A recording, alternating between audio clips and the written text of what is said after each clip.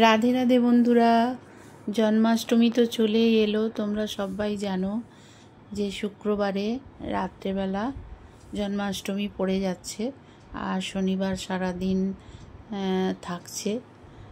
তো যাই হোক, জন্মাষ্টমীর আগে গোপাল সোনাদের অঙ্গরাগ করা হচ্ছে।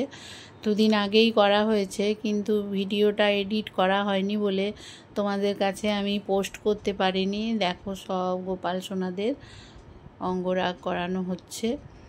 তো তোমাদের বাড়িতেও গোপাল সোনাদের নিশ্চয়ই অঙ্গরাগ হয়ে গেছে। আমার দুদিন আগেই হয়ে গেছে, ড্রেস বানানো হয়ে গেছে, সেই ভিডিওও আসবে, তোমরা অবশ্যই দেখো।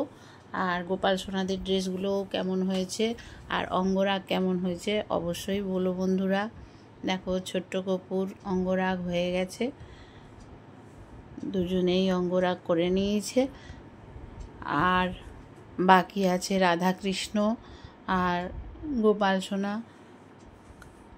আর বাকি গোপালদের তো হয়েই গেছে আগে দেখলে। এবার কৃষ্ণের অঙ্গরাগ হচ্ছে, পায়ে আলতা পরিয়ে দেওয়া হচ্ছে।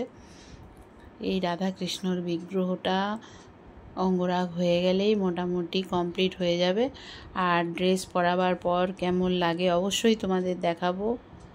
ওম নমো ভগবতে বাসুদেবায় নমো।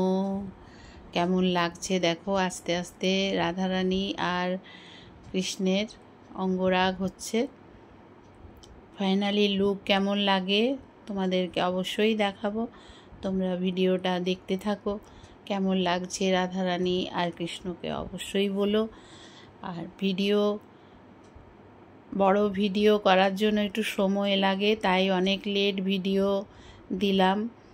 যাই হোক, কেমন লাগছে অবশ্যই বলো। রাধারানী কৃষ্ণ দুজনকেই আস্তে আস্তে অঙ্গরাগ করানো হচ্ছে। রাধে রাধে, হরে কৃষ্ণ, হরি হরি বল, জয় গৌর নিতাই। সব ভক্তবৃন্দকে ভালো রেখো ভগবান।